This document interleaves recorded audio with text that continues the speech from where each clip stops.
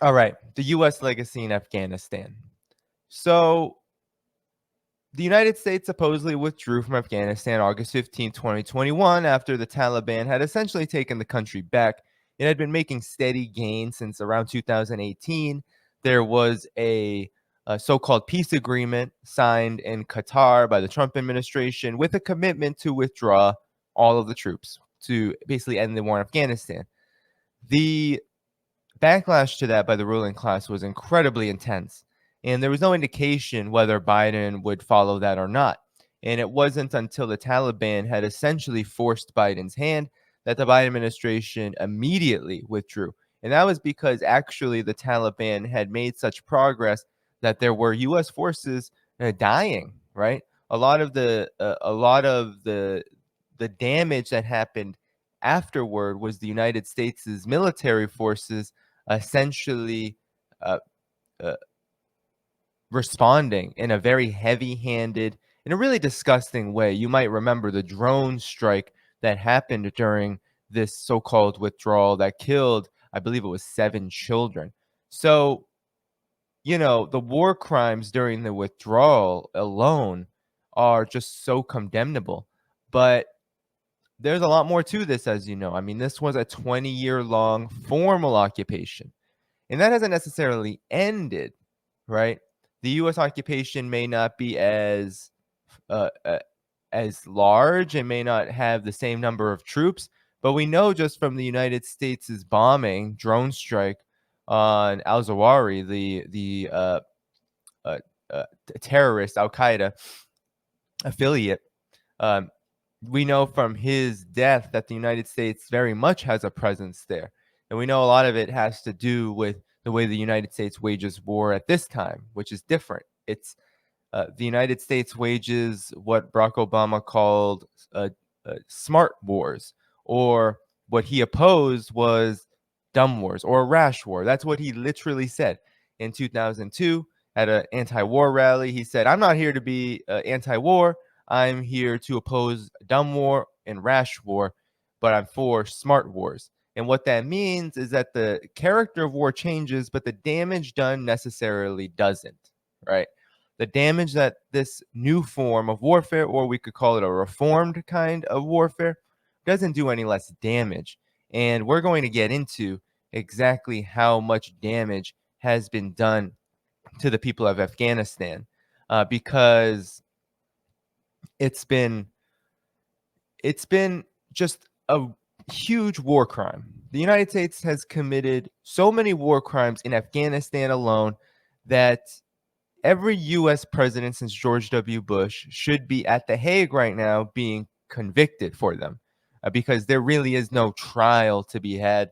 The trial has basically already been conducted in the sense that these are unquestionable atrocities. They have been well documented, and we are going to get we are going to get into it. So first, let's go over a summary, okay? We're going to go over a summary from the cradle of the war, the U.S. war on Afghanistan, the U.S. invasion and occupation of Afghanistan. So you remember this invasion began in 2001 as a response to the 9/11 attacks, although many people like to claim that this invasion was justified because you could prove that the so-called terrorists, those terrorists that not bombed, that drove planes into the World Trade Center, stemmed from Afghanistan. We know better now, right? We know more so about Saudi Arabia's role, Israel's role, the United States' role in help creating the conditions for this. So the invasion of Afghanistan was not about terrorism. It was about resources, minerals. Afghanistan is one of the most mineral-rich countries in the world, with lithium and all sorts of other very precious rare earth minerals that are needed for the tech industry. It also is a key staple in the energy industry, and it also is a key country in the opium trade, the trade of opium, which, as you know from the Golden Triangle, Afghanistan has played a central role in the production of the poppy that eventually makes its way into the rest of the world and has created in the United States an incredible opioid addiction crisis, right? Not just from the medications, but also the illicit forms of use that then people rely on when either they can't get pain medications or whether they just become addicted for other reasons. We know that the Golden Triangle, uh, uh, the corridor that Afghanistan serves as with these huge poppy fields that are actually protected by the U.S. military. We know that this has a lot to do with what's going on with the opioid addiction crisis. So Afghanistan plays a lot of different roles. And then, of course, if you can securitize, militarize Afghanistan, you have a foothold in a very resource-rich region that borders China as well as Russia. So it's an incredibly geostrategic country as well, right? And so I want to now get into the summary, right, of what happened. So I'm gonna put my headphones on. So yeah, the Cradle, which Pepe Escobar, who's been on the program, friend of the show, he writes and contributes a lot. We're going to get into a Twitter summary that they posted, which I thought was helpful because it's very brief and we can kind of get a sense of this war. Here we go. We can get a sense of the broad sort of developments from this war over the last 20 years. So here we go. Here it is. It says, 1 year after the liberation. Can I close this? Okay. Hold on one second. I'm going to stop sharing for a second because I'm, hold on one second.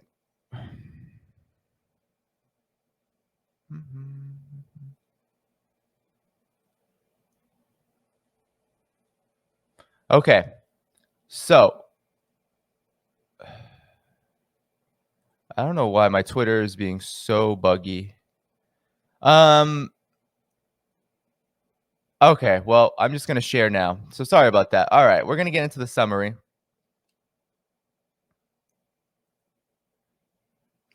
Let's do this. Let's do this. Let's do this. All right, here we go. 1 year after the liberation of Kabul, the Cradle reviews the war in Afghanistan, covering 20 years of occupation and carnage. Oof, I am not on my game today, guys. Bear with me. All right, here we go. This is the timeline, okay? This gets a broad sense of what happened during the war in Afghanistan. On my orders, the United States military has begun strikes against al-Qaeda terrorist training camps and military installations of the Taliban regime in Afghanistan.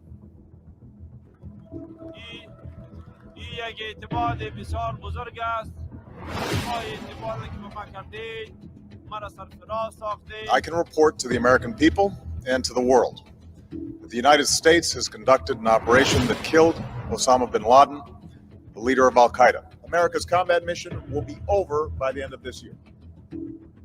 Starting next year, Afghans will be fully responsible for securing their country. The moment a bomb went off in the Afghan parliament building in Kabul on Monday morning.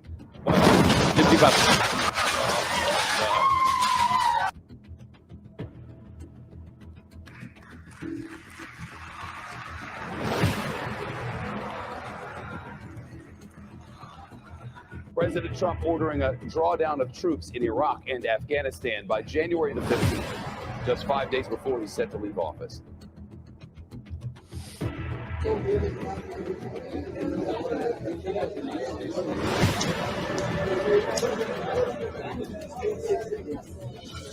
Refugees he has promised to bring to Canada. But the Liberal leader was unable to provide a plan for how or when they would get out. After 20 years, $1 trillion spent training and equipping hundreds of thousands of Afghan national security and defense forces.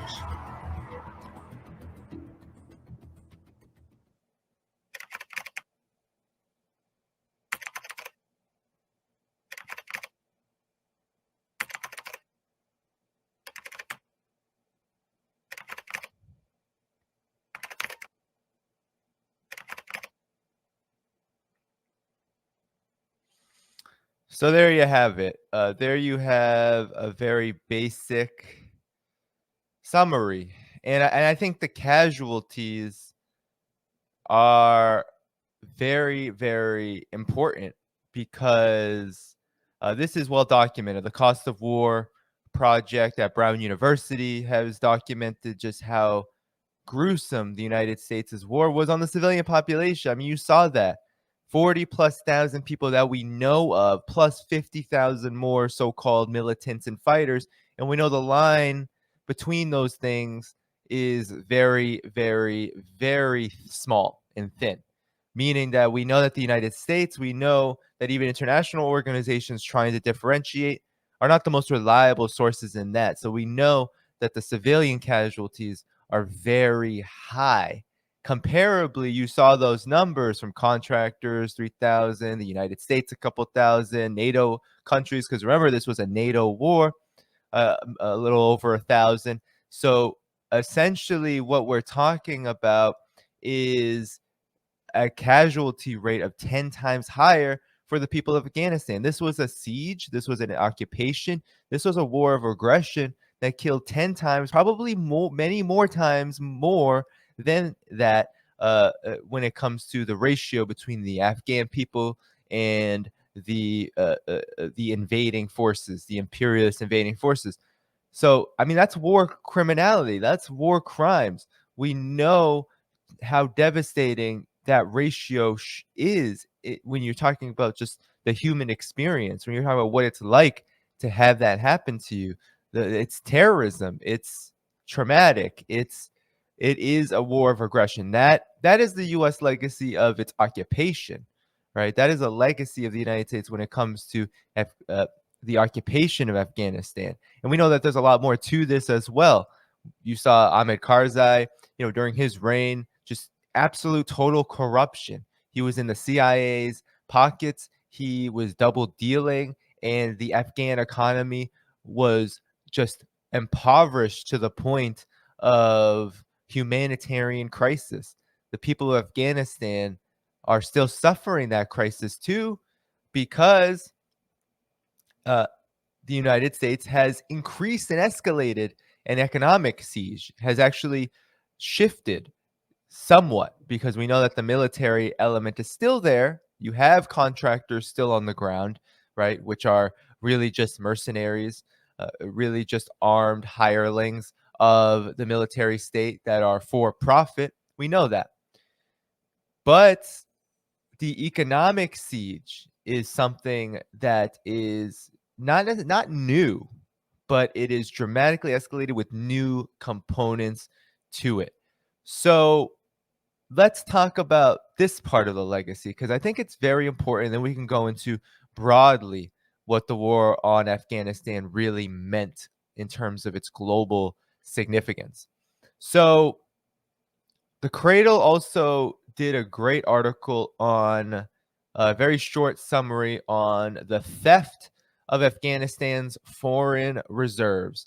So this is the asymmetric warfare. This is the non-conventional warfare. This is the economic warfare that the United States has been waging against Afghanistan. And so this was published on August 15th, the 1-year anniversary when Joe Biden announced, because some of you may not know, that directly after the so-called withdrawal from Afghanistan, the United States seized $7 billion of Afghanistan's central bank assets in foreign reserves, which essentially bankrupted the country, and the impact is still being felt today, and we're going to see how and why. So on the first anniversary of Taliban's victory against the U.S.-trained army, Washington unilaterally decided to keep $7 billion of Afghanistan's foreign reserves.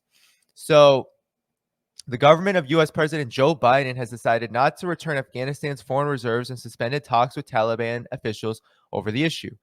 Quote, "We do not see the recapitalization of the Afghan central bank as a near-term option," U.S. Special Representative of Afghanistan Thomas West told the Wall Street Journal on the 15th of August, exactly 1 year after the Taliban took control. Quote, "We do not have the confidence that the institution has the safeguards and monitoring in place to manage the assets responsibly."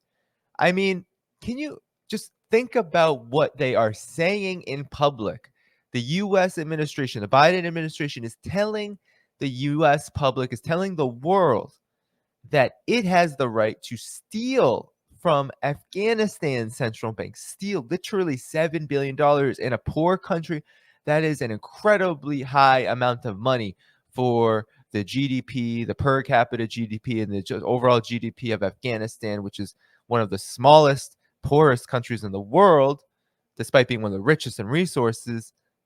To say outright that they do not have any plans on giving back the money, nor do they believe that the money will be used responsibly. So that means the United States is going to use that money responsibly. And that means that what they're indicating is that the United States is the only responsible arbiter. This is imperialist hubris of the highest order.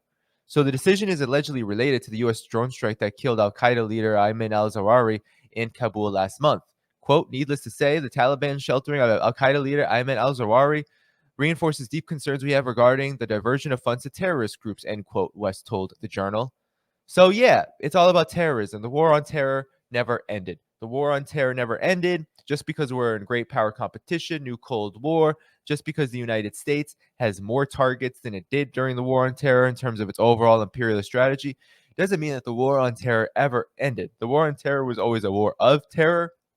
It was always just a justification to enhance and expand imperialist aggression into this particular region. Never had to do with terrorism because the United States literally, the Taliban is literally a spawn of the Mujahideen, which the United States is responsible for spawning and also funding and arming and then keeping around after their role of defeating the Soviet Union in Afghanistan in the 1970s and 80s was over. They were allowed. They had essentially gained such a foothold that the United States basically established the presence of terrorism in this country and in this region. But no one ever talks about it like that. At least very few people. Following the botched withdrawal of U.S. troops from Afghanistan last year, Washington froze $7 billion of the country's foreign reserves. Officials then decided to earmark half of the funds to pay the families of victims of 9/11 attacks.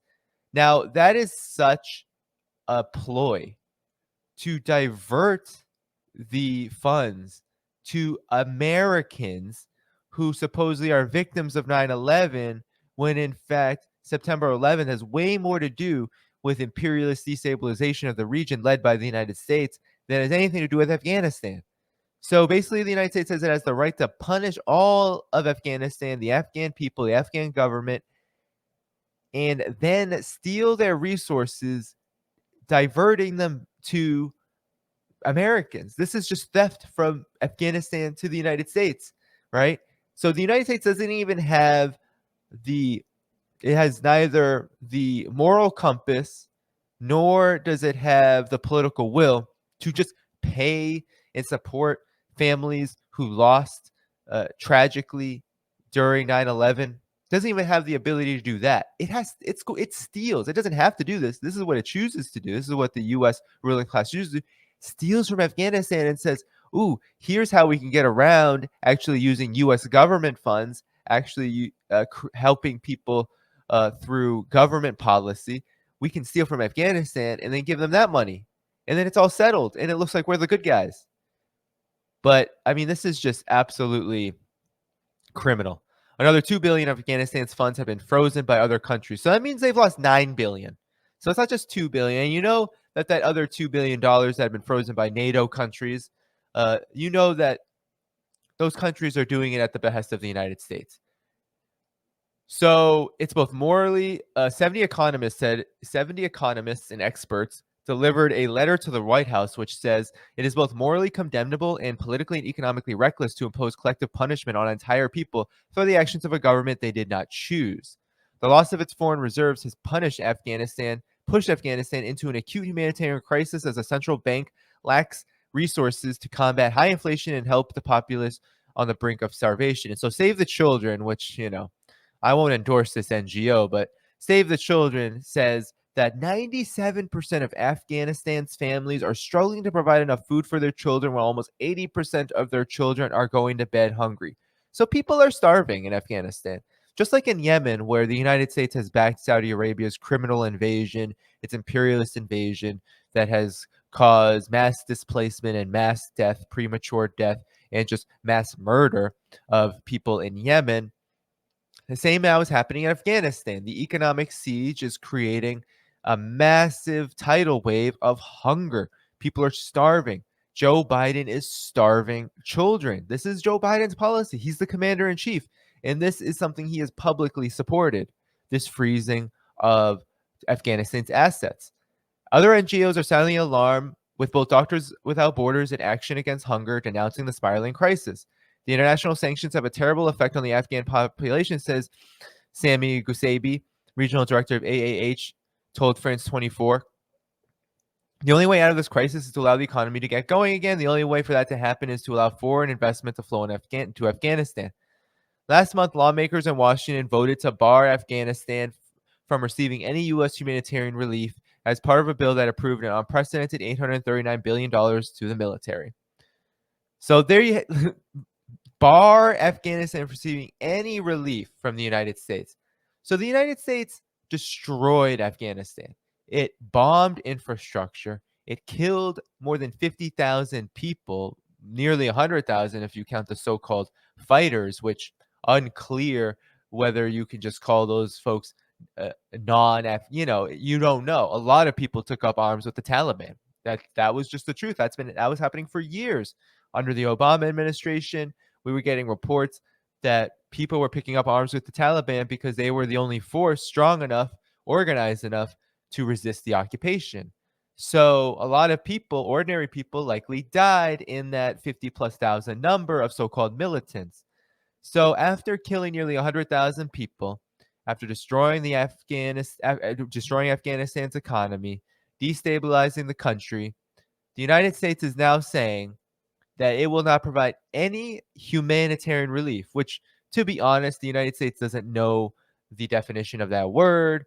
Of course, we know that NGOs and so-called humanitarian relief is generally used as a weapon of imperialism, but this is an even further escalation of cruelty. I mean, this is mass collective torture that the United States is imposing on the people of Afghanistan, and that's how it should be looked at. That's because that's what's happening.